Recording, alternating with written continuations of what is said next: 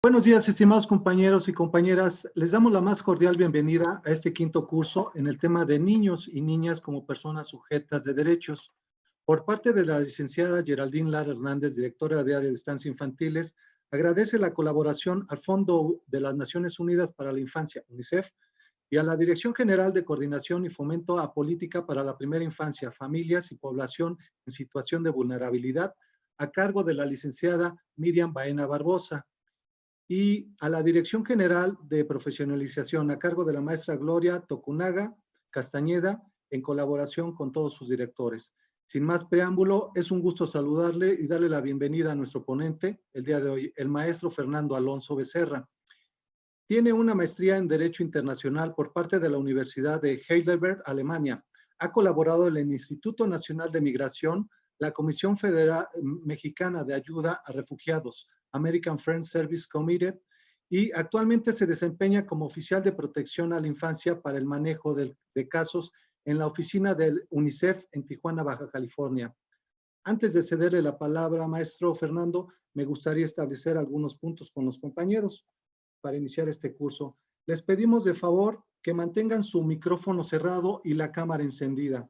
Y vamos a llevar la misma dinámica que en las sesiones anteriores. Pueden realizar sus preguntas en este chat y al concluir la sesión se responderá a cada uno de ellas. Adelante, maestro Fernando. Muchísimas gracias, Rogelio. Muy buenos días a todos y a todas. Es para mí un placer estar aquí presente con ustedes y sobre todo entiendo que ya han tenido todas estas sesiones previas y bueno, la intención es poder dar un tanto de continuidad a la misma. Entiendo que quizás el tema pueda parecer un tanto árido, pero creo que es indispensable que empecemos a entender por qué tanto rollo con todo esto de establecer que los niñas y adolescentes son sujetos de derecho, qué significa ser sujetos de derecho y por qué se ha insistido tanto en la distinción entre poder saber si son niñas, niños y o adolescentes femeninos o masculinos. Si bien la Convención de Derechos del Niño establece solo como niños. Entonces, si ustedes me permiten, dentro de esta presentación, lo que me gustaría que tuviéramos claro es que vamos a tocar ciertos puntos y que sería, ¿por qué es tan importante saber qué es ser un sujeto de derecho? La diferencia entre un objeto de derecho y un sujeto de derecho. ¿Dónde se encuentran contenidas estas obligaciones? Si en México se ha adoptado este sistema y de ser así, ¿quién tendría que velar por la protección de estos derechos? Creo que muy probablemente todos ustedes ya conocen las respuestas. No obstante, bueno, creo que sería importante poderlas ir compartiendo. Por favor, también les pido, no duden en escribir sus preguntas y dentro de la presentación lo que voy a intentar es hacerlo un tanto dinámica para que no sea tan pesada. Hay algunos videos y algunas preguntas en las que, bueno, se buscará que puedan compartirnos cuáles son sus respuestas o lo que consideran que sean sus respuestas. Si continuamos con la siguiente, por favor. Muchas gracias.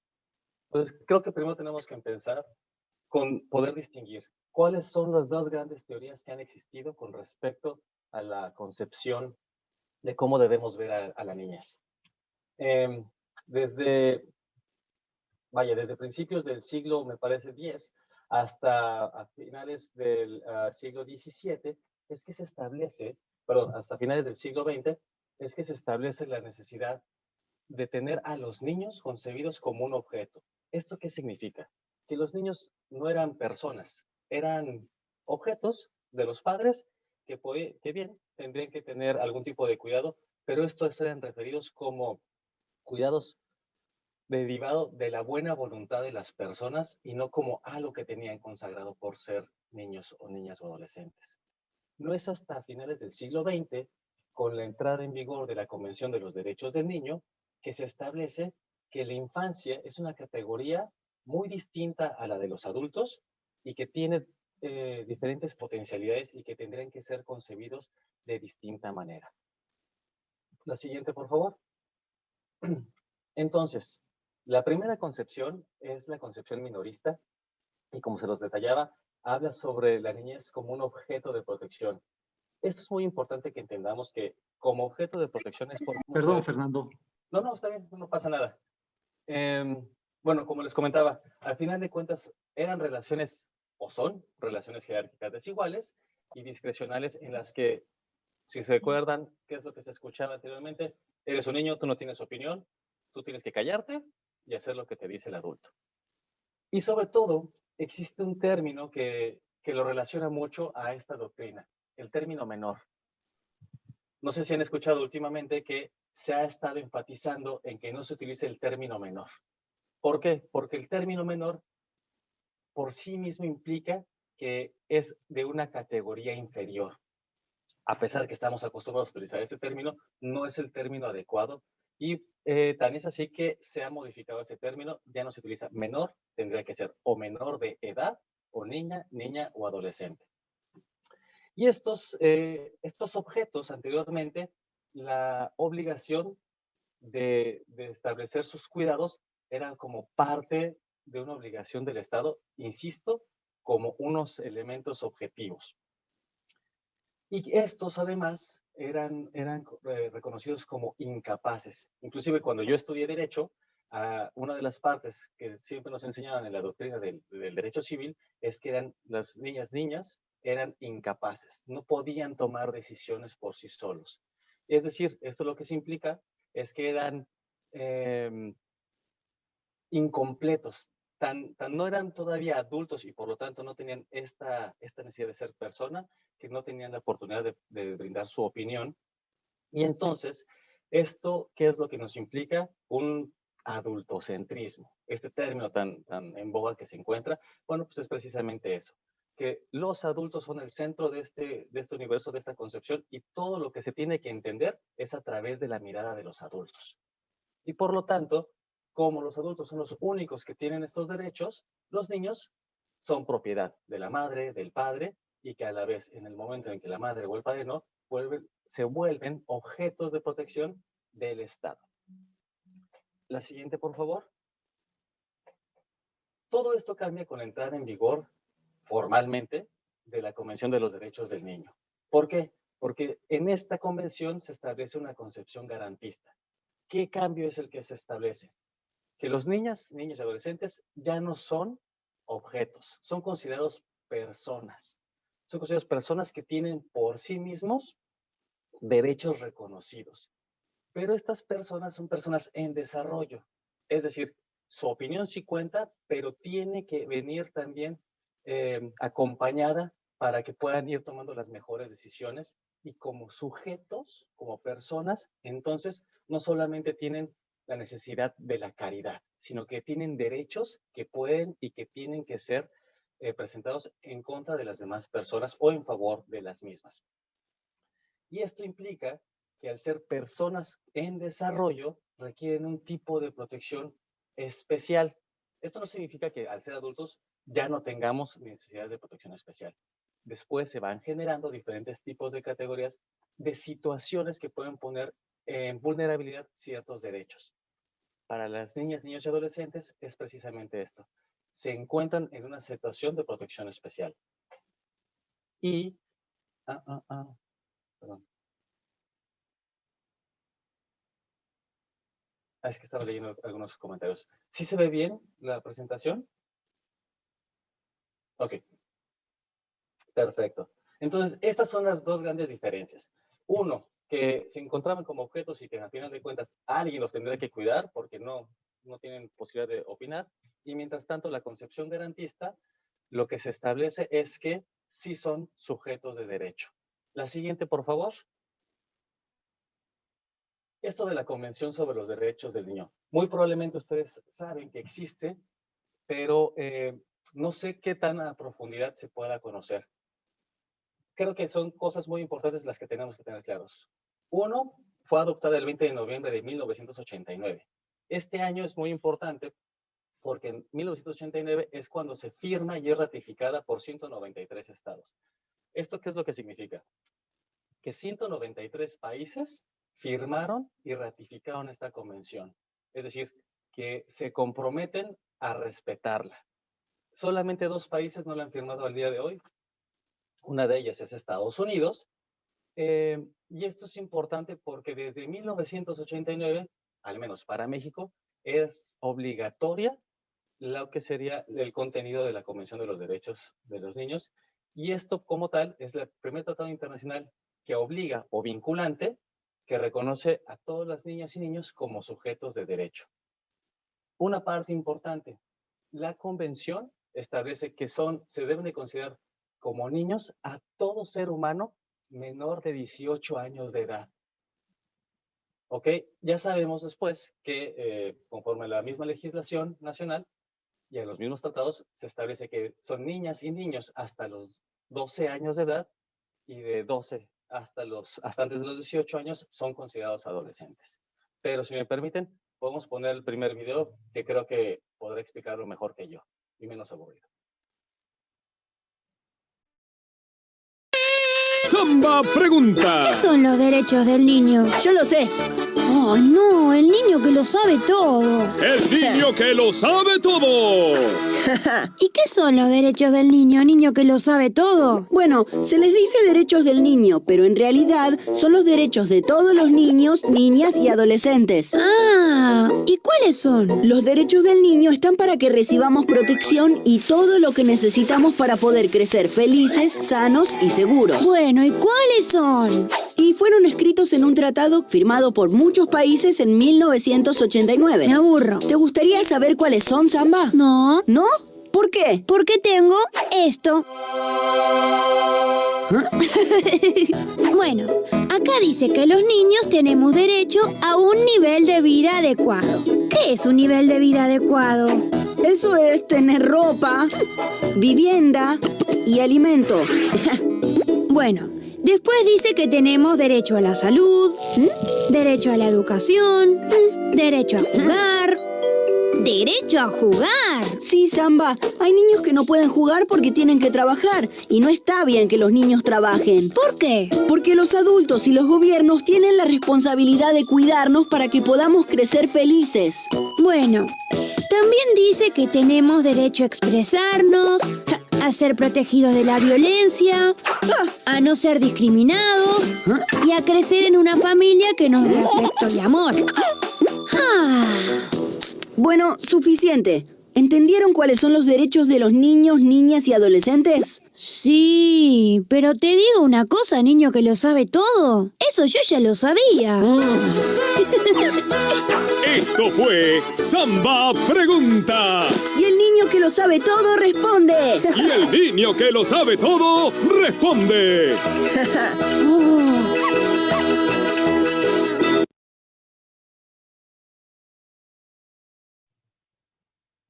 Bueno, pues hasta el momento, ¿existe alguna duda respecto?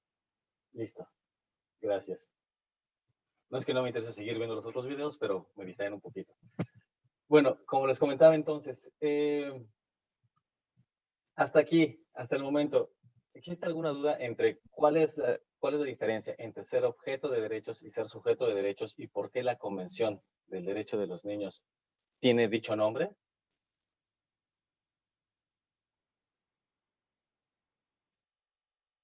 Ok. Solo para enfatizar entonces. En 1989 se hace formalmente el cambio de paradigma en el que se establece que los niñas y adolescentes son sujetos de derechos en contra de la doctrina minorista. Y establezcamos rápidamente. Anteriormente se establecía que tiene que haber un proteccionismo y control, y ahora lo que se establece es que tiene que haber un acompañamiento para la toma de decisiones. Anteriormente se establecía que eran simples receptores o beneficiarios de servicios, y el cambio de concepción es que ahora tienen derecho a tener derechos. Ya no son unos objetos de caridad, sino ahora ya tienen esta capacidad para exigir estos derechos a los que tienen derecho, y se cambian el hecho de decir solamente tienen necesidades por reconocer que no solo tienen necesidades, sino que tienen derecho a exigir las mismas. Ya esta necesidad no se establece de nivel discrecional, es decir, no solamente va a partir de lo que considera el adulto, que puede ser la madre, padre o personas que representan el Estado, sino que se reconoce que existe un desarrollo progresivo de la autonomía. Este término es muy importante porque lo tenemos que ir comprendiendo y tiene que comenzar a permear poco a poco en nuestras decisiones.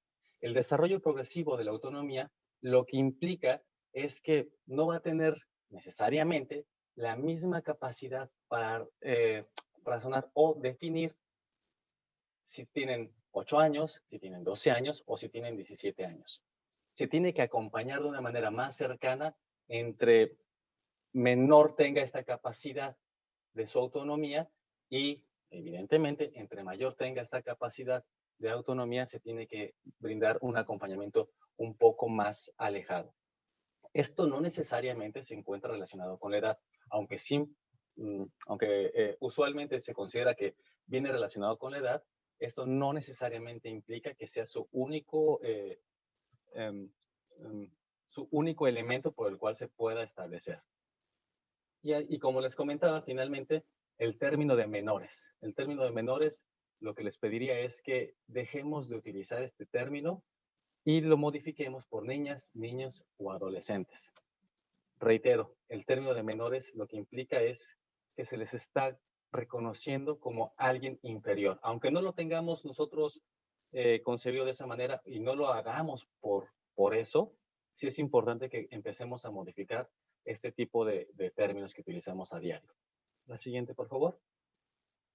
Y como ya se los explicó el video, la Convención de los Derechos del Niño establece al niño como sujetos de derecho. Entonces, ¿por qué es que son sujetos de derecho? Ya lo vimos, porque son reconocidos como personas que tienen derechos y que los pueden exigir.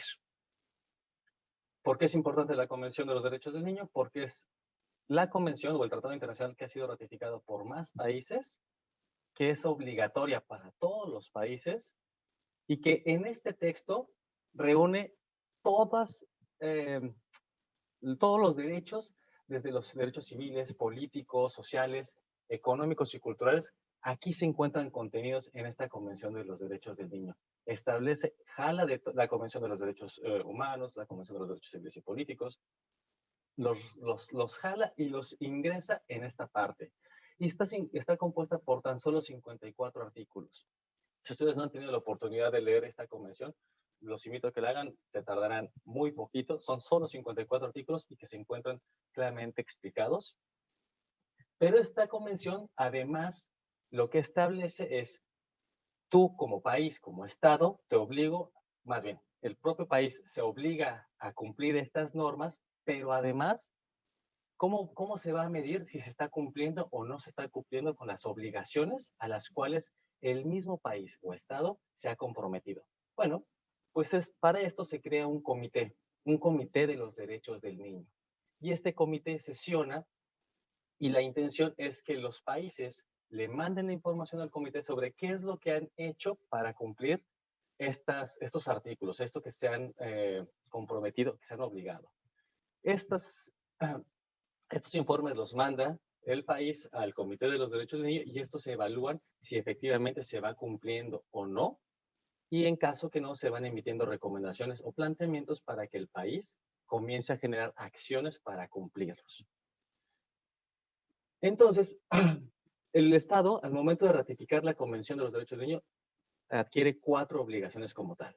Como dijimos, observar sus disposiciones, es decir, cumplir con todo lo que está contenido en la Convención, asegurar que todo niño se encuentre protegido, que todo niño que se encuentra en el país se encuentre protegido, y esto que se encuentra en el país es bien importante. Hemos escuchado y hemos visto que, sobre todo se ha hecho más público recientemente en los últimos años, que han ingresado una gran cantidad de niñas, niños y adolescentes de otros países, que pueden venir acompañados, es decir, que pueden venir con sus padres, no acompañados, que vengan solos o separados, es decir, que puedan venir con familiares, pero no necesariamente que son sus padres. Y esto es bien importante porque muchas autoridades desconocían que por el hecho de ser niñas o niños tendrían la obligación de proteger sus derechos. Principalmente la concepción era, bueno, son niños, sí, pero son niños extranjeros, entonces le compete al Instituto Nacional de Migración y eran remitidos al Instituto Nacional de Migración. Esta es una concepción que se encuentra errónea. Al ser niños y que se encuentran en el país, le compete a todas las autoridades su protección. Y esto es muy importante porque también una de las obligaciones que tiene el país es promover todas estas medidas, hacer reconocimiento a todas las demás autoridades y sociedad en general que es necesario que se cumplan y se garanticen todos estos derechos que se tienen ya reconocidos. Y una parte bien importante es el cuarto punto de los cuales se obligó el país, que es adecuar las disposiciones de su legislación interna. ¿Esto cómo se traduce? Que todo lo que se encuentra en la Convención de los Derechos del Niño tiene que ser traducida y adoptada en legislación interna. La siguiente, por favor. Muy bien. ¿Y en México cómo se adaptó? ¿Cómo se ha ido armonizando? Bueno, pues primero que nada tuvo que haber modificaciones legislativas. Si recordamos, la convención se adopta en 1989 y en México no es hasta el 2014 que se armoniza esta norma con las reformas constitucionales y con la adopción de la Ley General de Derechos de Niñas, Niñas y Adolescentes.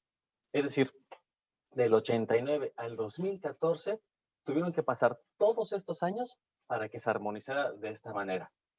Si me ayudan con el video, por favor, aquí podemos ver cómo en ese entonces el senador Alejandro Encinas es el que explicaba la importancia de la adopción de esta legislación. Estas reformas en materia de derechos humanos otorgan un nuevo significado a los derechos de niñas y adolescentes al sacarlos del ámbito de lo privado y de lo local para ubicarlo dentro de los temas estratégicos del Estado, estableciendo los estándares mínimos de garantía de derechos que serán obligatorios en todo el territorio nacional. Se trata, en resumen, de una nueva ley general que deja atrás la visión proteccionista y paternalista y avanza hacia una legislación garantista que asume a las niñas, niños y adolescentes como sujetos plenos de derechos y no como objetos que hay que proteger, lo que implica el cumplimiento de diversas condiciones y varios aspectos que en su conjunto deben integrar un nuevo paradigma de protección integral o lo que se conoce como paradigma garantista. Sin embargo, debemos asumir que la promulgación de esta ley general no cambiará de la noche a la mañana el paradigma tutelar existente en México, ni garantizará por sí misma y de manera efectiva los derechos de niñas, niños y adolescentes, por lo que es importante garantizar su implementación, que se establezcan las nuevas disposiciones en las legislaciones locales, que se realice una armonización legislativa que permita hacer operativa la ley, reformando los códigos civiles, penales, los códigos de procedimientos, las leyes de educación, de salud, de trabajo, entre todas aquellas leyes relacionadas con el contenido de alguno de los derechos de niñas, niñas y adolescentes y dotar de los recursos presupuestales necesarios para hacer efectiva la ley. Asimismo,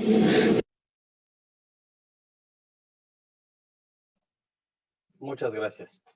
Aquí observamos en esta parte del discurso del entonces senador Alejandro Encinas que es necesario adoptar este cambio de paradigma, pero sobre todo algo que tiene que venir acompañado.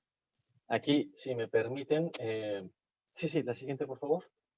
Me gustaría, llevamos 26 minutos, creo que es un buen momento para hacer un tipo de pausa para preguntarles, ¿ustedes creen que en México las niñas y niños adolescentes sí son sujetos de derecho?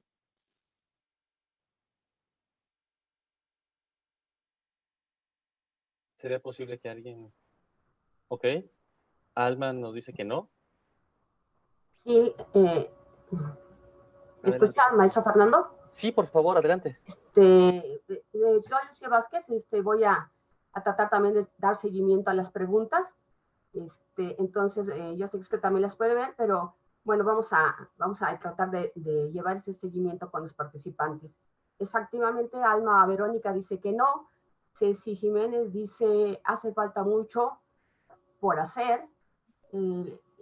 Gustavo dice, la ley protege, pero en la práctica falta mucho. Verónica dice, no falta mucho en México. Hugo dice, en algunas situaciones queda claro que no son sujetos de derecho. Humberto nos dice, solo que no toda población lo cumple. Okay. Yasmín comenta, en la actualidad se sigue manejando a los niños como objetos y no se respetan sus derechos. Mari nos dice, no todos los adultos son garantes de sus derechos.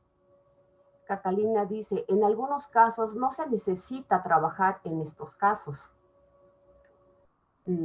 Alicia, no por la educación tradicional e impositiva.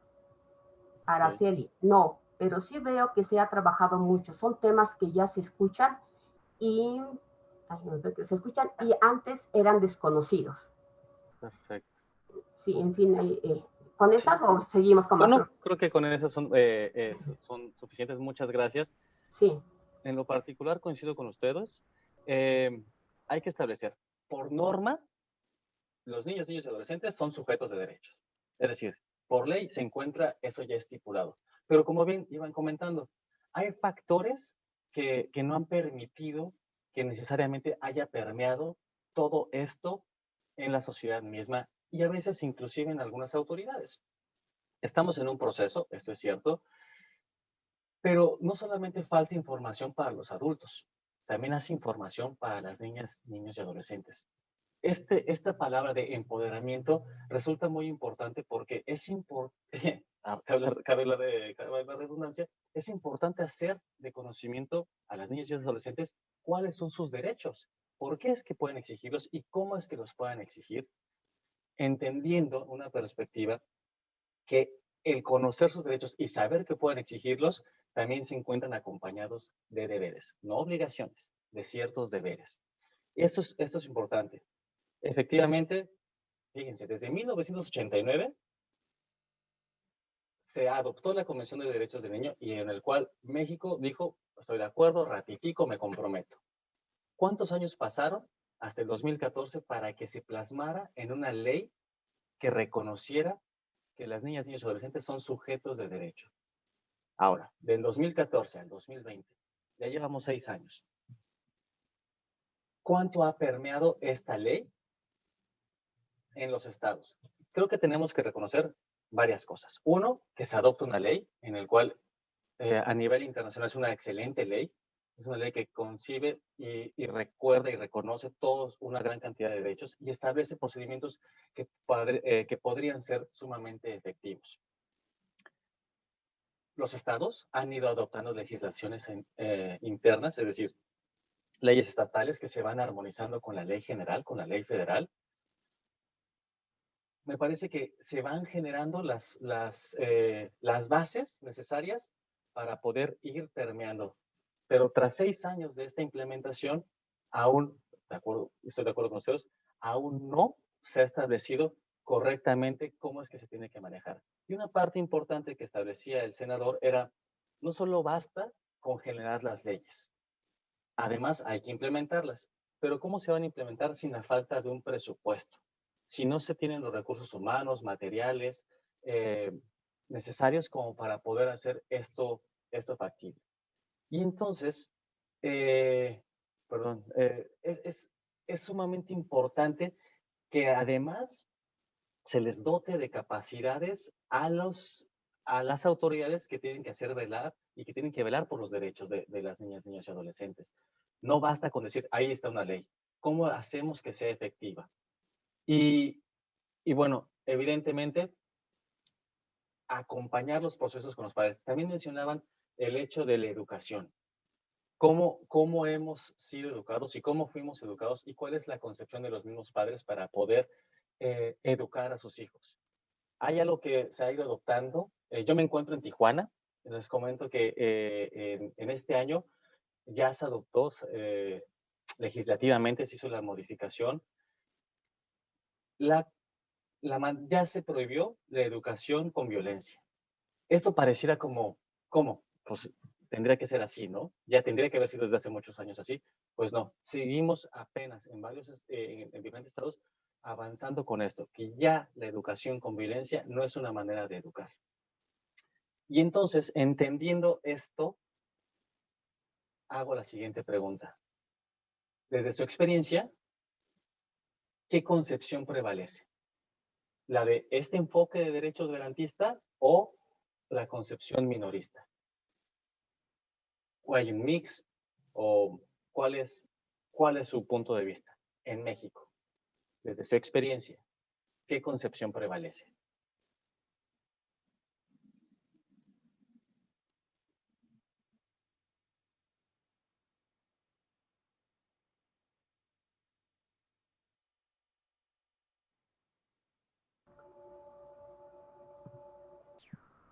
Bien, continuando con las preguntas, con la pregunta que usted hizo, los comentarios son, dice, es muy importante la comunicación es muy importante la comunicación hacia los hijos, empezando a aplicarlos en cada uno y los niños entienden que tienen obligaciones. Es un comentario. Ceci comenta, minorista, hasta que se ve a un niño sumamente maltratado es que se actúa. Esto es en relación a su pregunta expresa. Sí. También comenta Adriana que es minorista. Ceci Jiménez dice, vemos a muchos niños y niños explotados por sus padres. Alma también coincide con que eso es una visión minorista. Y Humberto Espinosa comenta, en México prevalece la sobreprotección en caso de la gente con recursos razonables y jerárquicos en las poblaciones vulnerables. Nelly comenta, en México prevalece la visión minorista, desafortunadamente no se aplica la ley. Antonia dice también que es minorista, ya que en muchos contextos sociales y familiares y regionales sigue considerándose propiedad de los padres. Ok, muchas gracias. ¿Sí? Sí, Okay. Muchas gracias. Sí. Comparto que en muchas ocasiones pareciera que, no obstante la legislación, existe aplicándose una concepción minorista. Pero entonces, si nosotros sabemos de esta aplicación, de esta incorrecta aplicación, y que la ley, y que existe una ley que establece que no puede ser esa concepción la que se tenga que establecer, entonces, si pasamos a la siguiente lámina, por favor. Entonces, ¿por qué lo aceptamos? Y si no lo aceptamos, ¿ante quién tendríamos que inconformarnos sobre esto? Y aquí más o menos es una pequeña reflexión. Estos son frases que solemos escuchar, ¿no? La de cállate, tu opinión no nos interesa, tú qué vas a saber, eres un niño, tú no sabes nada. Y sobre todo se establece que en el pasado así es como se trataban a la niñez, ¿no? Estas expresiones descalificatorias. O si no, también, ¿cómo son escuchados los niños? Siempre es a través de un tamiz de prejuicios y que prevalecen desde el mismo adultocentrismo. Esto es bien importante porque nosotros no nos concebimos como estar dentro de un adultocentrismo, pero lo estamos, y es por la condición en la que vivimos. Creemos que las opiniones de los niños tienen que ser validadas por los adultos y no necesariamente que los adultos tendríamos que entender por qué es que se emite ese tipo de opinión en el niño. Y una parte muy importante es, por ejemplo, anteriormente, cuando había conflictos de orden familiar, por señalar algún tipo de juicio, las sentencias negaban la palabra de los niños y esto, primero, pues les negaban el derecho a opinar, el derecho a emitir, pues, como tal, cuáles son sus pensamientos, qué es lo que ellos consideran que sería lo más apropiado. Y esto, de cierta manera, deja impune a los perpetradores. Ahora bien, si bien es cierto que en México todavía existen varias prácticas que podrían referirse a la concepción minorista, creo que tenemos un buen camino, como ya lo señalaba Emilio García Méndez, y lo voy a señalar. La inercia político-cultural que mantiene las concepciones y prácticas institucionales y cotidianas, pese a las transformaciones legales, son estas prácticas las que tenemos que ir modificando cada uno de nosotros. Ser sujeto de derechos, en medio de una contienda, de adultos, mediada por adultos y que entienden la doctrina de los derechos desde su propio juicio moral. Esto lo que implica simplemente, reitero la palabra, el adultocentrismo. Nosotros queremos que los niños se adapten a nosotros y no nosotros adaptarnos a ellos. Y esto es un error. quisiera que tuvieran y que mantuvieran en mente, si nosotros sabemos entonces que las prácticas están más relacionadas con una concepción minorista, es decir, que no se están respetando los derechos de niñas, niños y adolescentes, ¿tendríamos nosotros la obligación de hacer algún tipo de denuncia, de acercar a algún tipo de autoridad, de hacer algún tipo de acto? Me gustaría que lo pensaran y mientras vemos un... And not heard. They say, you'll understand when you're older. You're just a kid. But a kid swam for 3 hours on the open sea to save 18 lives and became an activist for refugees. A kid broke through barriers to keep migrant families together and delivered a message of hope. Let us fight with love, faith, and courage so that our families will not be destroyed. A kid was forced to kill in a brutal civil war and became a human rights activist, freeing other children from violence. A kid fought for girls' right to education, was shot in the head in retaliation, and won the Nobel Prize. This award is not just for me. It is for those forgotten children who want education, who want peace, who want change. And a kid spoke truth to power, inspiring a historic movement against climate change. We kids shouldn't have to do this. I wish that the adults would take their responsibility and do this instead. But since no one's doing anything, we have to. Kids are speaking up. Kids are demanding their rights. Kids are acting now for a better tomorrow. What will you do?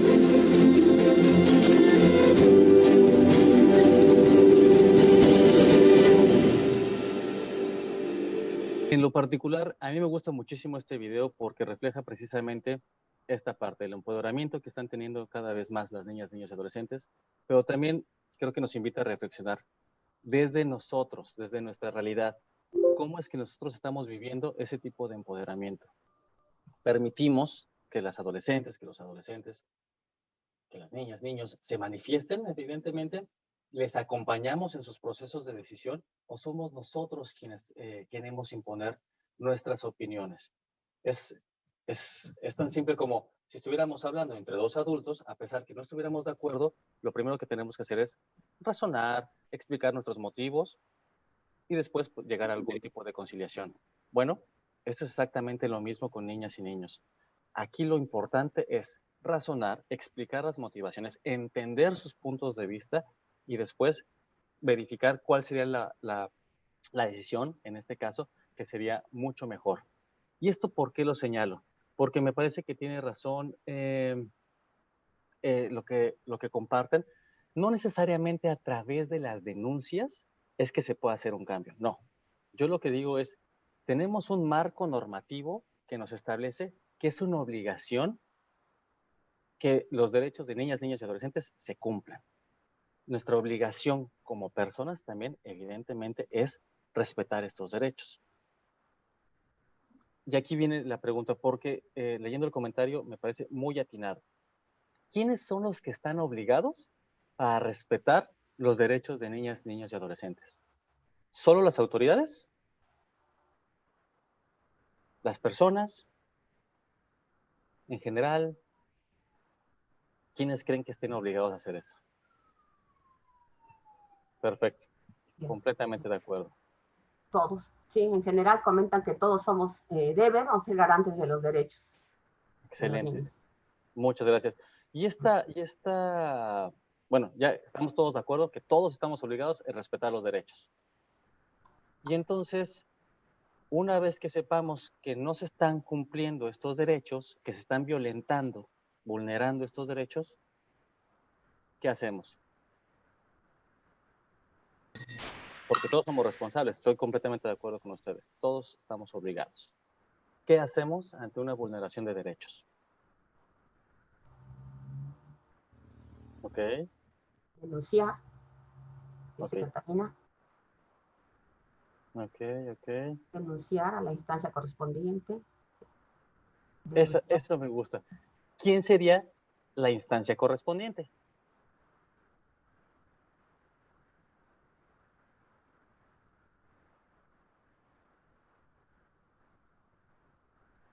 Sí. Alguien comenta que el mismo DIF debe ser la instancia correspondiente o la Fiscalía o la Procuraduría de la Defensa de las Niñas y los Niños.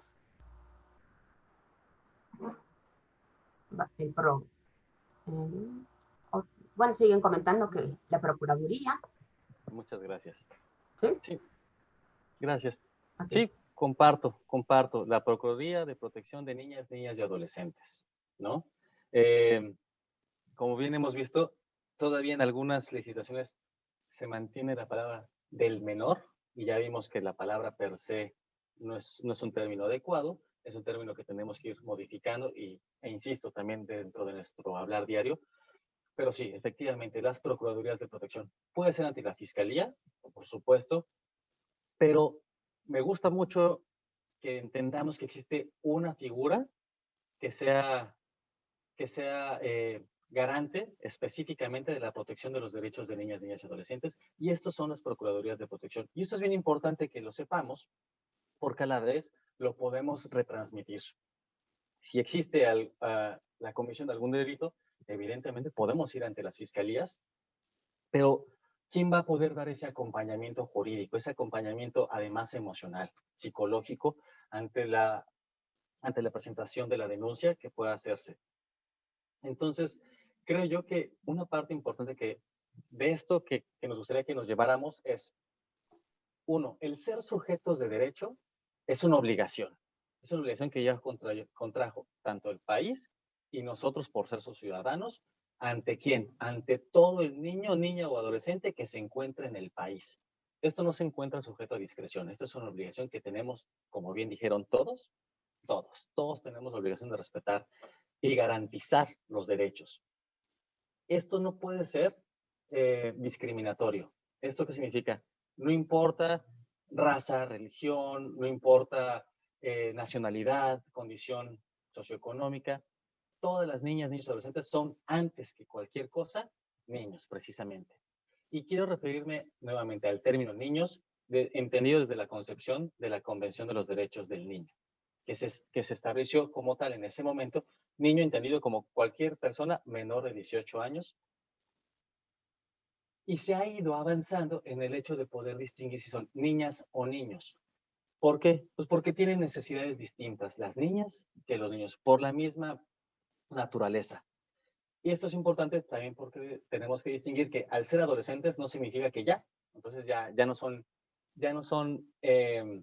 niños en el sentido del proceso de entendimiento, sino que están formando a ser otra parte también de cambios fisiológicos que ustedes evidentemente lo saben mucho mejor que yo. Y que al momento de cumplir 18 años también es bien importante que entendamos que no por eso, por cumplir la mayoría de edad, ya se encuentran listos para salir de la vida y ganarse la vida como tal. Esto implica un proceso. Y parte de este compromiso que tenemos nosotros al reconocerlos como sujetos de derechos es ir preparando a las niñas y adolescentes para enfrentar un proyecto de vida. No sé ustedes, hacia los 18 años ya estaban perfectamente listos para adoptar todas las decisiones que han adoptado o que hemos tenido que adoptar, pero la idea es esto, acompañar a las niñas y adolescentes a que generen un proyecto de vida y que tengan la capacidad para dilucidar qué es lo que más les convendría sin discriminación. Y tenemos que reconocer que también dentro de esta población que se puede encontrar en una situación de vulnerabilidad por ser, en este caso, menores de edad, también existen situaciones de especial vulnerabilidad que pueden enfrentar como algún tipo de discapacidad. Esto es muy importante que lo entendamos porque, insisto, tanto el Estado como la sociedad misma nos encontramos obligados a garantizar que se procure la satisfacción máxima de sus derechos. Entonces, el ser sujeto de derechos no es nada más ya tener derecho a tener derechos, sino que implica obligación por parte de todos los que rodeamos a la niñez de velar porque se garanticen cada uno de estos derechos. Adelante, por favor. ¿Y cuántos derechos son estos que pueden tener? Pues bueno, solo por mencionar algunos, está evidentemente el derecho a la vida, al registro, y aquí en el registro o derecho de identidad, no sé desde su experiencia, pero En Baja California al menos hemos estado enfrentando un reto bastante interesante porque las niñas y niños mexicanos nacidos de padres extranjeros no se les está permitiendo, no se les está garantizando el derecho a la identidad porque no se les registra. Primero, porque señalan que como sus padres son extranjeros, pues no les pueden emitir ningún tipo de acta de nacimiento o, en este caso, el certificado de nacimiento, o cuando los expiden, cuando por fin los llegan a expedir, no agregan los nombres de los padres y o ni sus nacionalidades. Esto evidentemente vulnera el derecho a la identidad de las niñas y niños que son mexicanos y que tienen derecho a tener una identidad completamente reconocida por el Estado. Bueno, estos derechos de supervivencia y desarrollo se encuentran también contenidos en el acceso a la información, el apoyo a la crianza, a la salud, a la seguridad social, a la educación y descanso y sano esparcimiento. Y este reto se ha convertido aún mayor en la actualidad, ¿no? Con esta parte del COVID, ¿cómo podemos llevar la educación a las niñas y niños y adolescentes? Una respuesta inmediata ha sido pues, a través de estas plataformas en línea, de clases a través de la televisión, es decir, utilizar los medios con los que se cuentan, inclusive el radio mismo. Pero en nuestro país tenemos una diversidad impresionante que, siendo que inclusive hay ciertos espacios físicos, geográficos, en los que no llega la señal de internet, apenas llega alguna señal de televisión o de radio. Y esto pues implica mayores retos que evidentemente tenemos que hacer de conocimiento, pero sobre todo saber cómo es que nosotros podemos apoyar en esta parte. Parte también de las categorías de derechos es el derecho a la no discriminación que ya señalamos. Ni por raza, nacionalidad, religión podemos hacer ningún tipo de distinción. Al contrario, tenemos, por ejemplo, en las cuestiones de libertad religiosa, tenemos que respetar este tipo de doctrina y de pensamiento y no discriminarlo solamente por no tener una doctrina apegada a la de la mayoría. El derecho a la participación, libertad de pensamiento, conciencia, el derecho a la protección, y aquí es donde entramos, por ejemplo, a la reunificación familiar, a traslados lícitos, evitar injerencias arbitrarias, violencia. Aquí, por ejemplo, se ven muchos sobre niñas y adolescentes privados de su medio familiar, el tema de refugiados, el tema de la adopción, y en general hay bastantes temas que pueden encontrarse dentro del derecho a la protección. Y no sé si ustedes han escuchado el término derecho al interés superior del niño. Si alguien me pudiera compartir qué es lo que entienden por derecho del interés superior del niño.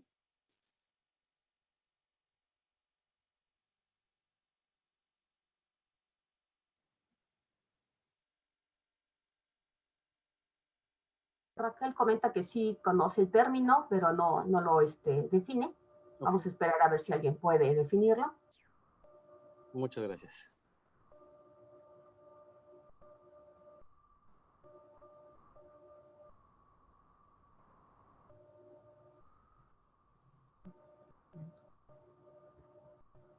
Dice Raquel, es que se entiende... ya se me fue. ¿Dónde está? Ceci Jiménez. Dicen, es todas las acciones que tendrán como eje central o eje rector el interés superior del niño, tomar en cuenta sus necesidades, siempre y cuando estas no perjudiquen su salud. A ver, otro término. Okay. Pablo dice... Cualquier decisión que se tome se debe considerar la opinión que afecte a los niños. Ceci Jiménez habla de la integridad, el niño va sobre todos los derechos. Tania Parra, lo que sea mejor para él. Vanessa Ávila, que está la protección y cuidado del niño por sobre todo. Okay. Fer Celis, todas las decisiones tomadas tendrán como eje rector el interés superior del niño. Perfecto, muchas gracias. Sí, Efectivamente, derivado de esta última, de este último comentario, sí, todas las decisiones tienen que estar basadas o como eje rector el interés superior del niño. Este término y en el cual han ido expresando también que es que se verifique que todos los derechos se encuentren protegidos, es precisamente esto. Y pareciera un término tan sencillo que nosotros podemos apoyar para el cumplimiento del interés superior y cómo es que la autoridad, en su caso, tendría que tomar una decisión que implique, pues, precisamente el interés superior. Sí, la siguiente, por favor. Esto lo comparto, ¿por qué? Porque es importante que entendamos, uno, que la protección del interés superior del niño y de todos sus derechos es de orden público. De orden público, que es este término que también hemos escuchado muchísimo, es que tanto el Estado como la sociedad deben respetarlos. Son irrenunciables. Alguna vez hemos escuchado, creo yo, en algunas películas como que renuncio a mi derecho para tal cosa. Ah, bueno, pues los derechos de los niños son irrenunciables. Las personas no pueden renunciar a ellos. Pueden ejercerlos o pueden decidir no ejercerlos, pero no son renunciables. Interdependientes. ¿Qué significa esto? Pues bueno, lo que implica que ser interdependientes es que debe garantizarse el cumplimiento de cada uno de ellos en su conjunto y en lo individual. Y eso viene relacionado con lo indivisible. Es decir, que el respeto de los derechos deben cumplirse de manera simultánea. Es decir, pues así como tienes derecho a la educación, tienes derecho a la salud, tienes derecho a la recreación, y no que primero, el primer mes tendrás derecho a la recreación, después el segundo mes a la salud. No, tienen que cumplirse de manera simultánea. ¿Ok? Y bueno, esta parte es sumamente importante porque además tenemos que reconocer que si bien las niñas, niños y adolescentes tienen sus derechos, uno de estos derechos también es el estar con su familia. Primigeniamente, la idea es precisamente que las niñas, niños y adolescentes puedan crecer en un ambiente sano y sobre todo que se encuentre en un ambiente familiar, en el núcleo familiar. Y esto es muy importante porque esto, además de permitirle crecer en un ambiente saludable, va a reforzar, en este caso, inclusive hasta la salud física.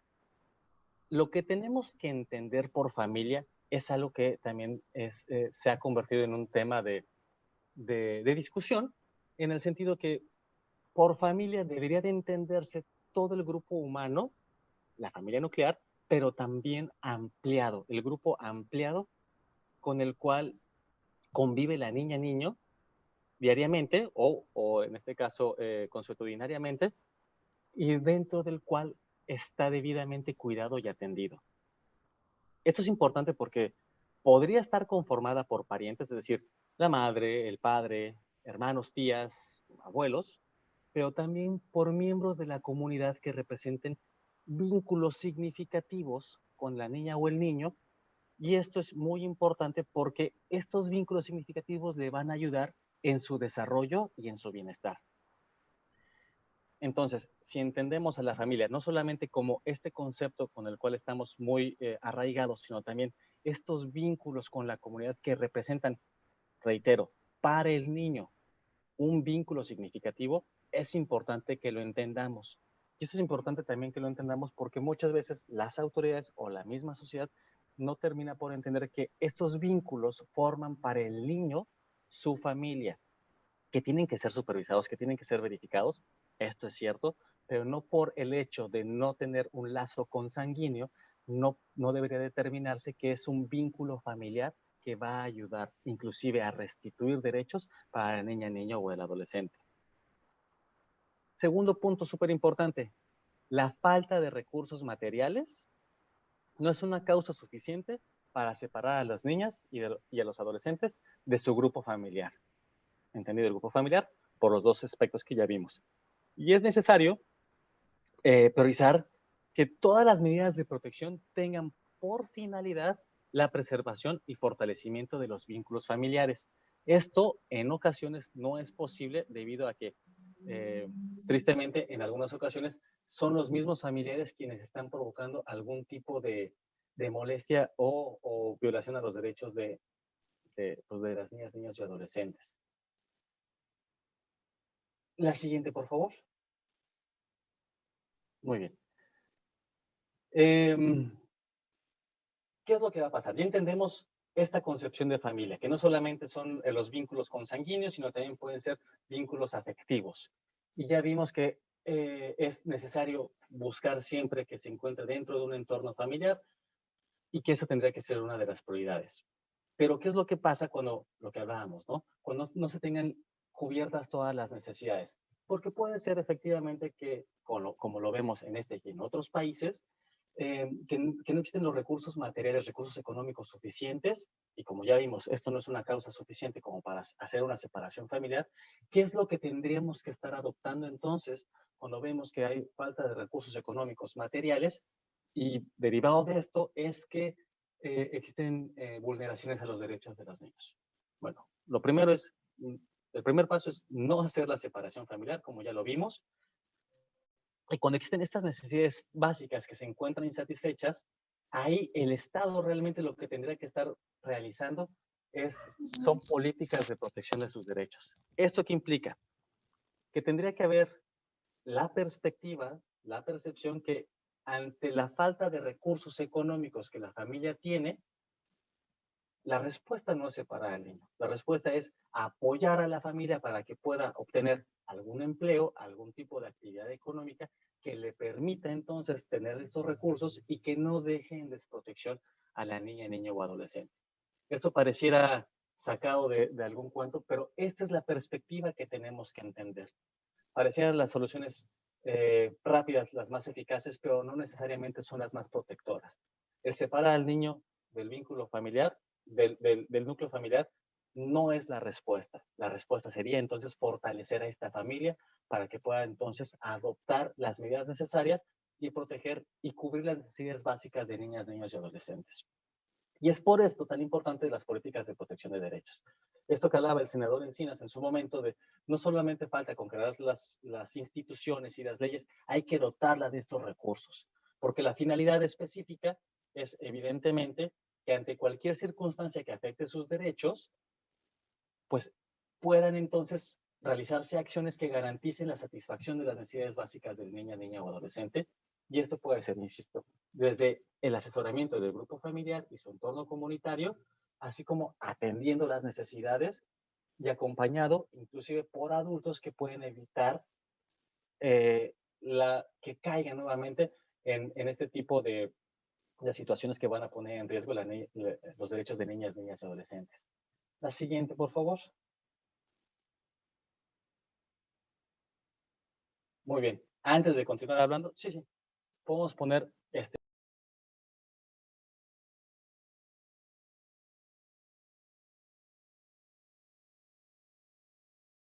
Convención sobre los Derechos del Niño.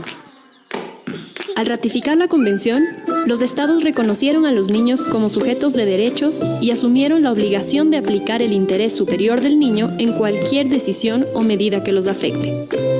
En leyes, presupuestos, políticas, procesos judiciales y servicios. ¿Y por qué es importante? El interés superior significa tomar la mejor decisión para el niño, niña o adolescente en función del cumplimiento de sus derechos. Por lo tanto, el interés superior es un derecho de los niños, un principio legal, una norma de procedimiento. ¿Cómo puedo aplicar el interés superior si soy legislador?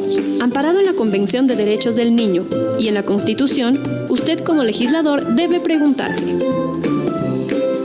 ¿la propuesta de ley afecta negativamente, limita o contraviene los derechos del niño? ¿Sí afecta? No continúo con el proceso legislativo. ¿No afecta? Continúo con el proceso legislativo. ¿La propuesta de ley considera al niño como sujeto de derechos? Sí. Continúo con el proceso legislativo. No. No continúo con el proceso legislativo. La propuesta de ley hace que otra norma, que sí garantiza derechos, pierda sentido o pierda vigencia. Sí. No continúo con el proceso legislativo. No. Continúo con el proceso legislativo. Busque mecanismos para escuchar e involucrar a los niños en los asuntos que les afectan. Para guiarse, siempre pregúntese: ¿Estoy haciendo lo mejor para los niños? Garantizar el interés superior de los niños es un deber del Estado, una obligación de los legisladores y un derecho de todos los niños, niñas y adolescentes. UNICEF.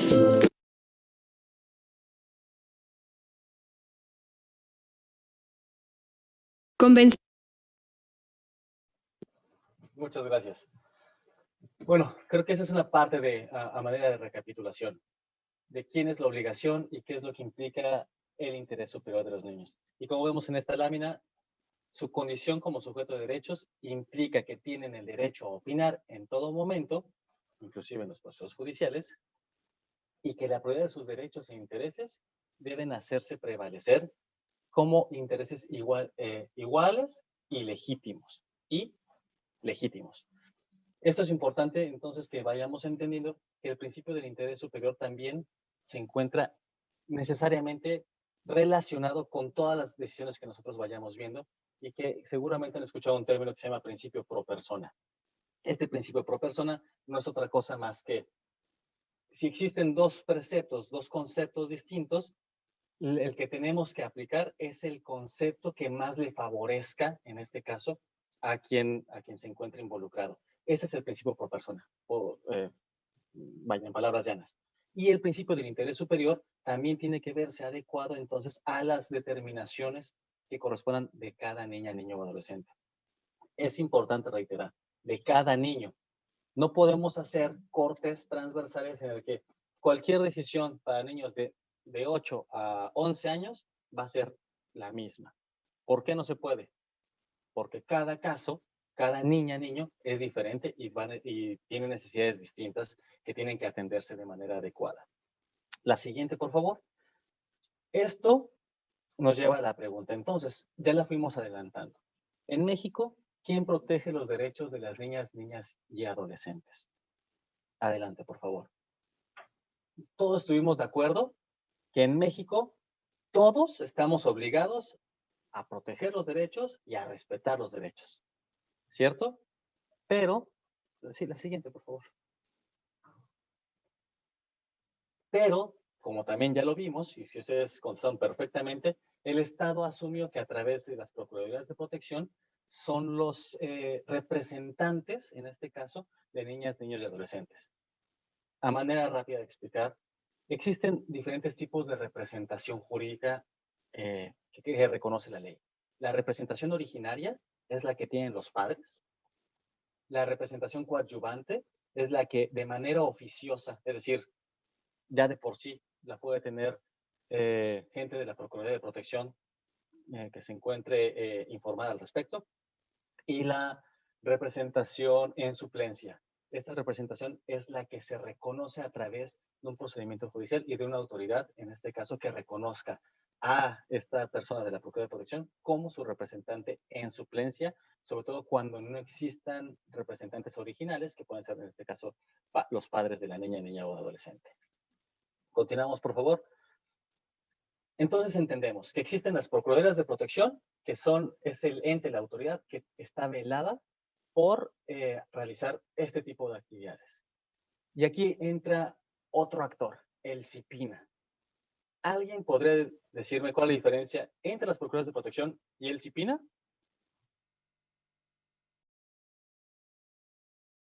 O si son lo mismo, vaya.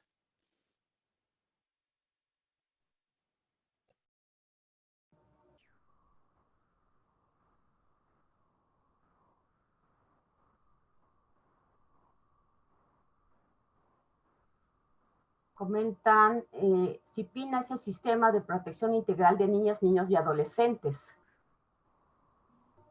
Comentan Nelly Romero. Es cierto, Nelly. Muchas gracias. Y entonces, el CIPINA... ok, perfecto. CIPINA acompaña y asesora. Esperanza dice que es un marco normativo. Ángela dice, CIPINA está más involucrada en la difusión y asesoría, informa los derechos. Ángeles dice, emite políticas en pro primera infancia. Claudia dice, la CIPINA solo acompaña, guía. Gustavo comenta, el Sistema Nacional CIPINA está integrado por un consejo y varias instituciones. Si Portugal nos dice CIPINA pertenece a la Secretaría de Gobernación. Ángeles comenta, y la Procuraduría aplica las políticas. Raquel Tirado dice, CIPINA da herramientas. Ok, muchas gracias. Ok. Miren, sí, en parte la gran mayoría tienen razón. El CIPINA es el Sistema Nacional de Protección Integral de Niñas, Niños y Adolescentes. Y como sistema, como tal, es quien está encargado de la formulación de las políticas públicas. ¿Quién conforma el CIPINA? Bueno, a nivel federal está el presidente, que es el director del Sistema de Protección Integral, y después están, evidentemente, los secretarios de Estado.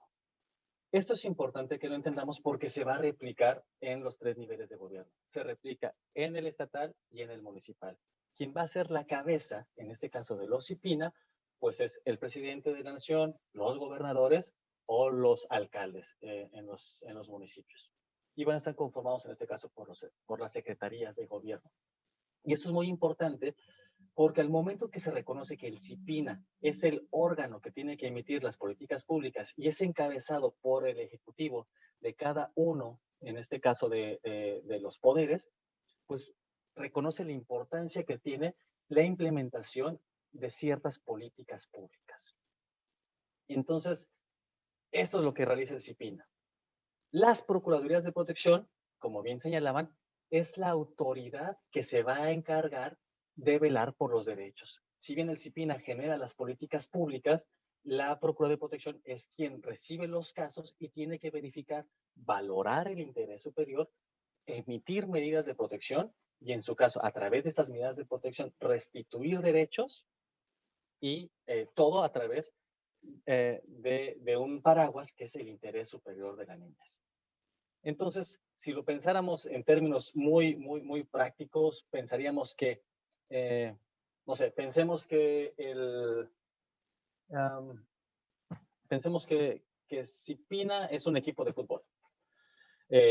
Todo esto es un equipo de fútbol. CIPINA, en este caso el secretario ejecutivo del Sistema de Protección Integral, es el director técnico. La Procuraduría de Protección es la persona que está de portero, que evita que haya violaciones a los derechos. Y las otras autoridades pues también van conformando parte del equipo. La Secretaría de Salud, la Secretaría de Educación, y estos se van trabajando en conjunto pues para poder proteger y velar por los derechos de la infancia. Y entonces, de los grandes mecanismos de protección que tenemos reconocidos por la misma Ley General de Derechos de Niñas y Adolescentes y que se va reflejando en cada estado, es el Sistema Nacional de Protección Integral de Niñas, Niños y Adolescentes, CIPINAS, y las Procuradurías de Protección. ¿Ok? Entendamos entonces, CIPINA se encarga de políticas públicas, Procuraduría de Protección de la atención específica para la valoración y determinación del interés superior de la niñez. La siguiente, por favor. Y aquí es lo que les comentaba. ¿Cómo es que se está relacionando la Procuraduría de Protección? A través de la recepción de casos donde existen vulneraciones o posibles vulneraciones de derechos de niñas, niños y adolescentes, tiene que emitir medidas de protección para que se respeten estos derechos. ¿Cómo? Pues, por ejemplo, si no tiene acceso a la educación, tienen que, en este caso, recibir la información, saber cuál es el derecho que se está vulnerando, por qué es que se está vulnerando, emitir una medida de protección dirigida, puede ser a la escuela misma, a la Secretaría de Educación, a las autoridades de educación competentes, y solicitar que se respete el derecho y se restituya, y así con cada uno de ellos.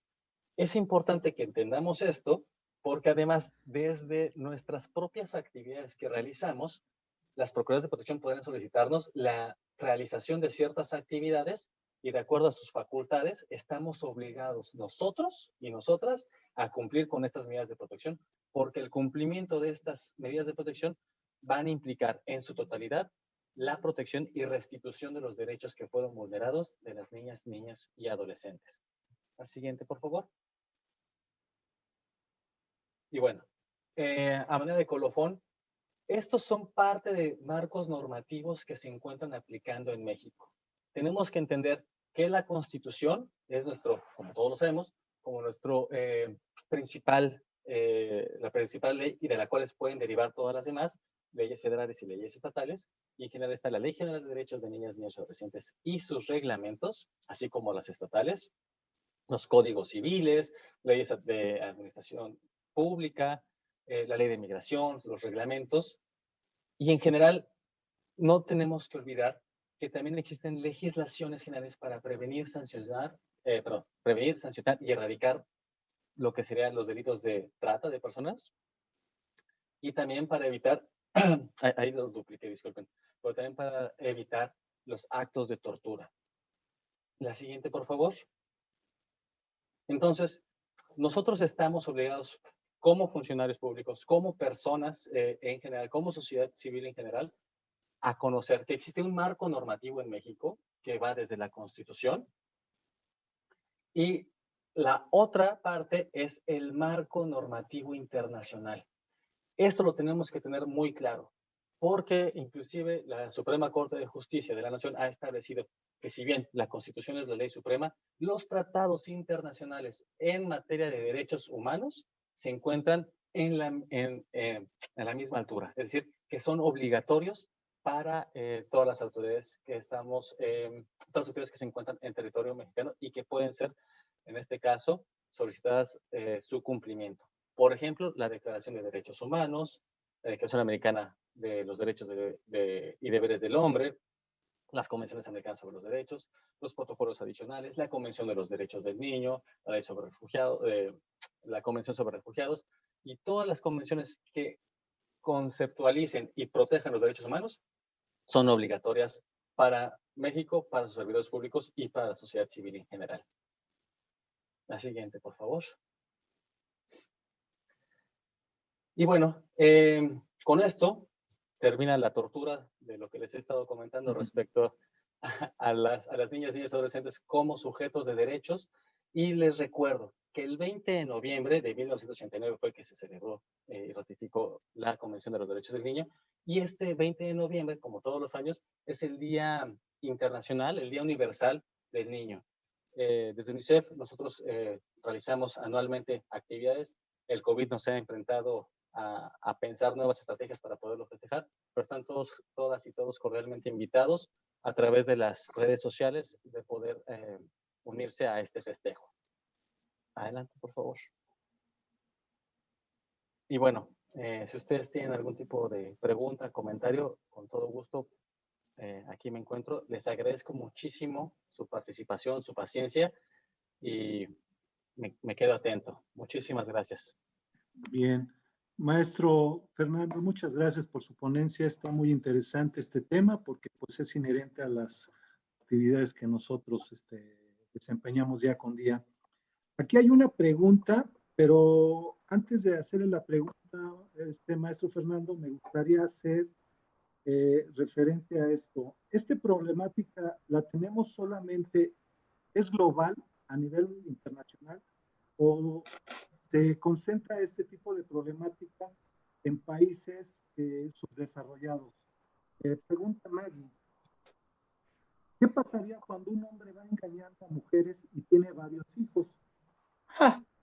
Si lo reconoce, pero no les da atención ni cuidado cuando se requiere. Las mujeres, para no entrar en peleas, no denuncian porque se sienten amenazadas. Ok. Bueno, atendiendo la primera pregunta respecto a la situación en general.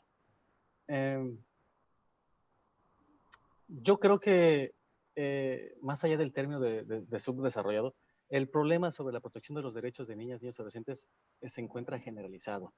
Creo que sí puede tener cierta relación. Existen estudios que reafirman que donde existen ciertas condiciones económicas menos favorables es que evidentemente se protegen en menor medida los derechos, en el sentido que tienen menor acceso a calidad educativa, a calidad nutricional, pero esto no necesariamente se encuentra relacionado con los factores económicos. No todas las violaciones a los derechos.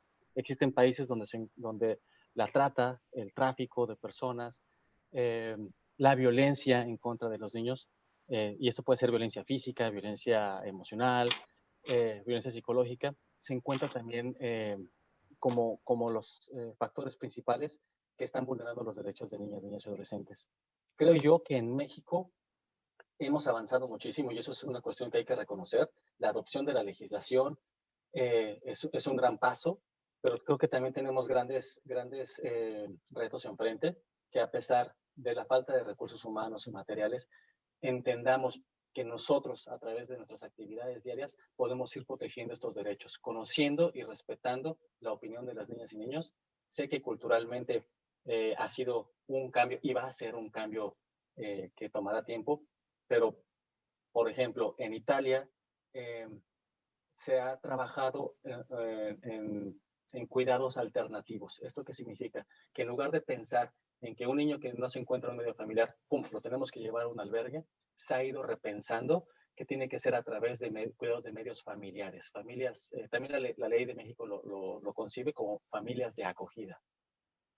En un principio, las niñas y niños que llegaban de otros países migrantes nos comentan que los primeros 2-3 años, en lugar de estar con esas familias, preferían continuar con su viaje, no quedarse ahí. Y posteriormente, 20 años después, la tasa de deserción es mínima. Es decir, ir cambiando esta concepción no solamente es parte de nuestra responsabilidad, sino también irla adoptando para que las niñas y niños adolescentes que se encuentren en esta situación puedan ir entendiendo cuál es la diferencia.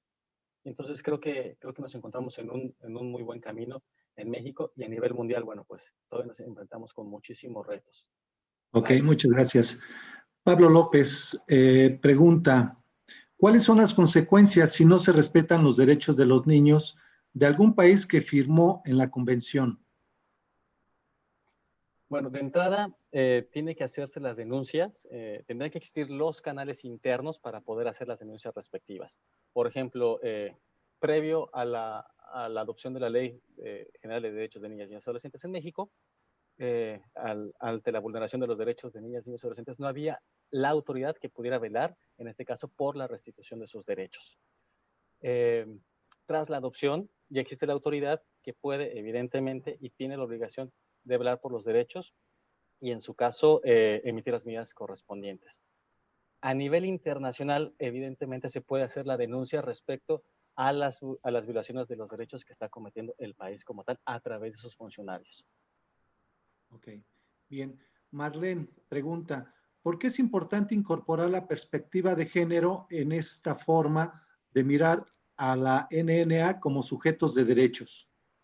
Gracias por la pregunta. Creo que es trascendental porque dentro de todas nuestras políticas tiene que hacer un corte transversal la perspectiva de género. La perspectiva de género es importantísima, más allá del respeto en este caso.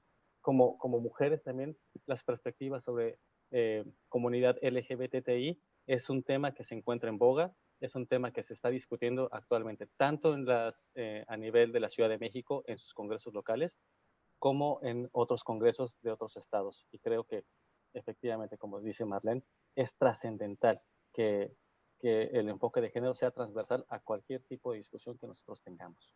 Ok. Fer Celis pregunta, en países donde existe guerra, ¿qué hace la ONU para garantizar la seguridad de las niñas, niños y adolescentes? Considero que sus derechos no se garantizan, específicamente salud, seguridad y educación. Gracias. Creo que es una pregunta bien interesante. Recordemos que la Organización de Naciones Unidas es un organismo internacional que también va a poder acceder en donde sea invitado o donde les permitan, en este caso, realizar sus actividades. En países donde ha existido la guerra, existen diferentes organismos internacionales, puede ser el ACNUR, Organización Internacional para las Migraciones, UNICEF misma, Organización la ONUDH, la Organización de Naciones Unidas para los Derechos Humanos, y es decir, un sinfín de organizaciones que accedemos al terreno y, por ejemplo, parte de las actividades que UNICEF realiza es, antes que nada, verificar que exista agua suficiente, agua potable, que se ponen pequeñas campañas, tiendas de campaña, donde se pueden acceder, en este caso, a la educación y a través de otros organismos internacionales que se garantice, por ejemplo, la distribución de vacunas, que existan medios de salud disponibles para todas las comunidades. Tristemente, existen muchos países, muchas comunidades que se encuentran no solo en guerra, sino en conflictos internos, donde las actividades, no solo de la Organización de Naciones Unidas, sino de muchas organizaciones de sociedad civil, ha sido trascendental para que se respeten, en este caso, los derechos, no solo de la infancia, pero principalmente de niñas, niños y adolescentes. Muchísimas gracias por la información. Dice, en nuestro trabajo nos encontramos con muchos casos de maltrato y abuso. Me gustaría me indicara algún directorio donde podamos comunicarnos en caso de que las procuradurías municipales no les den seguimiento. Muchas gracias. Saludos desde Guanajuato. Muchas gracias. Es un comentario súper valioso. Muchas gracias. Miren, como tal, en este momento no tengo el directorio, pero recordemos que las procuradurías de protección son concurrentes. Es decir, no se encuentran subordinadas una a la otra. Si la autoridad municipal no está atendiendo, es posible brindar la información y contactarse con la Procuraduría Estatal o con las Procuradurías Federales o con la Procuraduría Federal. En Google, si ustedes buscan Procuraduría de Protección de tal estado o directorio de las Procuradurías de Protección de Niñas, Niñas y Adolescentes, aparece ahí desplegado el directorio actualizado sobre a qué números telefónicos y qué correos electrónicos pueden dirigir sus denuncias. Y si no, de todas maneras, también recordemos que existen los canales de las comisiones estatales y nacionales de derechos humanos que pueden apoyar para dirigir estas denuncias. Muy bien, maestro, muchas gracias. Susana Avendaño dice, comentaba usted que los niños tienen derecho a estar con su familia, pero si la familia no es el núcleo idóneo porque maltrata a los niños, pero existen vínculos estrechos con personas de la comunidad, ¿tienen posibilidades de poder solicitar ser familia de acogida?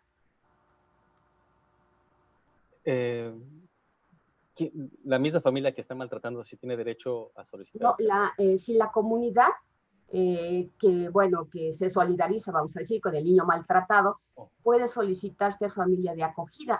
En este caso, pues no especifica que sea una familia en específico, pero quiero entender que es alguna familia o algunas personas de la comunidad que quieren apoyar al niño con maltrato. Ok, gracias. Sí, miren, para formar parte del grupo de familias de acogida existe también un proceso. Tiene que ser capacitados por las Procuradurías de Protección para poder saber qué es lo que implica ser una familia de acogida. Esto es muy importante que lo entendamos. Y existen convocatorias donde se pueden ir inscribiendo y se pueden ir entonces generando este tipo de dinámicas. Con respecto a la primera parte de la pregunta, ¿qué pasa si la familia, el núcleo familiar no es el lugar idóneo? Bueno, en este caso, evidentemente, se tiene que proteger los derechos, en este caso, los derechos más urgentes, que puede ser la salud, y estar en un ambiente sano. Se tiene que trabajar no solamente con el niño, es decir, no bastaría solo con retirarlo de la protección, sino que se tiene además que trabajar con la familia, por trabajar con la mamá, el papá o con quienes integran el núcleo familiar para poder terminar con este ciclo de violencia y poder, en su caso, trabajar tanto con el niño que se encontró en algún momento vulnerado sus derechos como la familia y poder intentar restituir este vínculo familiar en la medida de lo posible. Mientras tanto, evidentemente existen estos medios en los cuales, si ya están reconocidos como familias de acogida y así lo considera la Procuraduría de Protección de Niñas, Niños y Adolescentes, que tienen que permanecer fuera de este núcleo familiar por su debida protección, es posible que los canalicen a estas familias de acogida en lugar de un albergue. Ok, muchas gracias, maestro. Humberto Espinosa dice, ¿qué opina sobre las familias que lo conforman personas del mismo sexo y educan a un niño con sus derechos? Me parece que inclusive legislativamente también se encuentra ya reconocidas las familias del mismo sexo. Aquí lo importante es, insisto, la perspectiva de los derechos del niño, que se verifique en este caso que se encuentre en un ambiente sano. Me parece que eso es lo ideal, más allá de las concepciones que podamos tener sobre la familia como tal. La ley lo reconoce y hay que simplemente, como en cualquier familia, velar que los derechos de la niña, niño y adolescente se encuentren debidamente respetados. Muy bien, muchas gracias. Yesenia Edith dice, entonces sería la teoría del apego un elemento de intervención con los niños y las niñas y adolescentes cuando son receptores de violencia. Entonces sería la teoría del apego, un elemento de intervención. Perdón, desconozco cuál es la teoría del apego. Ok, pues sí, esa es Disculpe. una cuestión más de tipo psicológica, en donde se habla, bueno, del vínculo que existe entre los niños pequeños, ¿no? Y sus padres.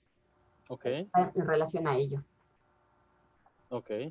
Bueno, evidentemente eso, por eso los equipos multidisciplinarios que conforman las Procuradurías de Protección tienen que estar conformados por psicólogos, por abogados y por trabajadores sociales para que, dependiendo de cada uno de los casos, puedan ver cuál va a ser el mejor modelo de intervención y cuáles van a ser las mejores técnicas para poder trabajar tanto como con la familia como con el niño, tanto en el conjunto como por separado.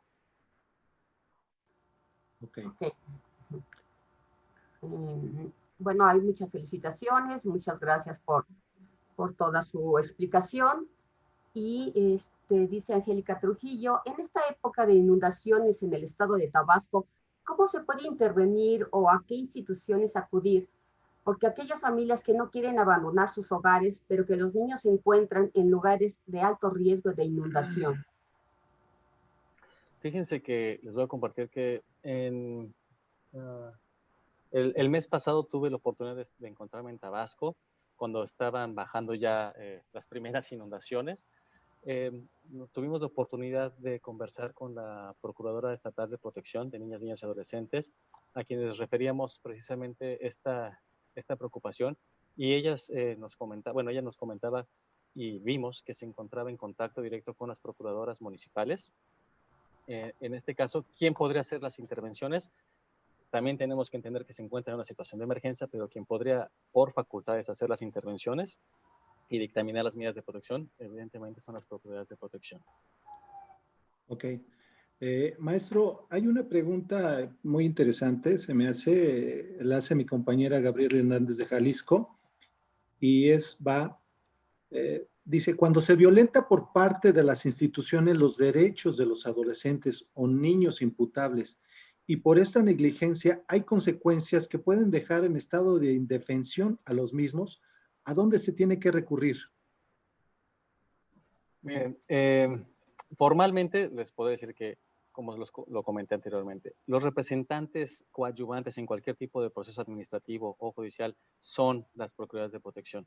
Ahora bien, las responsabilidades administrativas, civiles y penales que puedan tener los servidores públicos que por acción o por omisión han desatendido la protección de los derechos de niñas, niños y adolescentes, también se encuentran en este caso salvaguardadas, y esta parte que les comentaba, el punto es trabajar de manera conjunta. Si se da vista a la Procuraduría de Protección, esta Procuraduría de Protección podría dar vista al órgano interno de control, a las comisiones de derechos humanos, inclusive si es necesario, también pensando en la protección de los derechos del adolescente, se puede también contactar a la Comisión Ejecutiva de Atención a Víctimas. Es decir, la intervención y la concurrencia de diferentes autoridades es indispensable, pero eso también va a ser valorado desde las Procuradurías de Protección mismo, quien con su equipo multidisciplinario tendrán que verificar cuáles son las dimensiones en las que tiene que haber intervención, no solamente psicoemocional, jurídica evidentemente, y en este caso medidas urgentes que puedan poner, que se tengan que adoptar para que no se tenga en riesgo la vida o la seguridad del adolescente. Ok, bien, muchas gracias. Aquí hay un anónimo que dice Moto G5. Pregunta, ¿cuáles son los pasos a seguir para apoyar y guiar un caso de un maltrato detectado en los centros de atención infantil o en los hogares? Yo creo que aquí es muy importante detectar y canalizar. Y esto lo explico por qué. Porque desde mi trabajo muchas veces, voy a ponerme como ejemplo, acudo a ciertos albergues de población migrante en la cual podemos hacer algún tipo de detección de vulneraciones a derechos. Desde mi perspectiva jurídica, podría decir, esto es lo que se podría hacer. Pero no necesitamos solamente una perspectiva jurídica, necesitamos la perspectiva psicológica y de trabajo social. Entonces, para poder entenderlo esto, hemos trabajado con cómo generar, cómo captar la información, cómo documentarla sin que implique una revictimización. Es decir, cómo obtengo la información suficiente necesaria para hacérsela de conocimiento a los especialistas que tendrán que intervenir. En este caso, desde UNICEF consideramos que los especialistas quienes se encuentran facultados y con los equipos multidisciplinarios, reitero, serían las Procuradurías de Protección, que pueden ser a nivel estatal, municipal o inclusive federal. Ok, aquí me gustaría, Mónica Tlaseca, una compañera, quisiera incluir una pregunta personal con su pregunta. Hace referencia sobre un niño cuando no desea irse con una familia de acogida y tampoco tiene familia. En este caso, mi pregunta va, si hay algún acompañamiento psicológico para que haya ese acoplamiento con el niño y la familia acogida. Sí, es necesario. Por eso es que las familias de acogida es tan importante que sean previamente capacitadas, pero también es importante que haya un seguimiento por parte de las procuradoras de protección. No solamente es, digamos, que sea recibido con la familia de acogida, hay que darle un seguimiento para saber la adaptación. E insisto, el acompañamiento no solamente es con la niña, niño o adolescente, también es con la familia que lo está recibiendo, y la idea es que vayan generando y verificando la compatibilidad de las mismas. Y eso más o menos lleva un periodo de meses, días, semanas. Es completamente variable porque va a depender del caso, ¿no? Y la edad, ¿verdad? Exactamente, exactamente. Esto es algo que también creo que da pie a algo muy importante. El hecho del cumplimiento de la mayoría de edad como tal, si se está emitiendo medidas de protección, por el cumplir la mayoría de edad no implica que ya se acabó el trabajo como tal de las procuradoras de protección. Las procuradoras de protección tienen que continuar su trabajo hasta que se restituyan todos los derechos que se hayan reconocidos como vulnerados. Ok, muchas gracias, maestro. Pues en términos generales, agradecen todos los compañeros de diferentes estados su ponencia y la información que nos ha proporcionado. Es muy importante para nosotros, para nuestro trabajo y desempeñar mejor nuestros servicios, ¿verdad? Y la última pregunta es de María de Jesús García. Dice, ¿qué hacer cuando en un centro infantil hay olvido del niño y en el DIF municipal y estatal ya salieron de trabajar? Nuevamente es indispensable hacer de conocimiento, insisto, procuradores de protección, quienes tendrán que emitir las medidas de protección para verificar dónde se encuentran y, en su caso, las responsabilidades que tendrán que tener estas autoridades. Bueno, ok. Pues maestro, por nuestra parte ha sido todo. Le agradecemos mucho su atención, la información que nos ha proporcionado y pues bueno. Yo les agradezco mucho a ustedes por la paciencia, por su atención y sobre todo por todo el trabajo que realizan. Es para mí un gusto haber podido estar un rato con ustedes y sobre todo el que me hayan podido compartir las inquietudes que tengan. Les agradezco muchísimo y al final de la presentación vienen mis datos por si cualquier cosa tuvieran algún tipo de duda o algún comentario, con mucho gusto me encuentro a sus órdenes.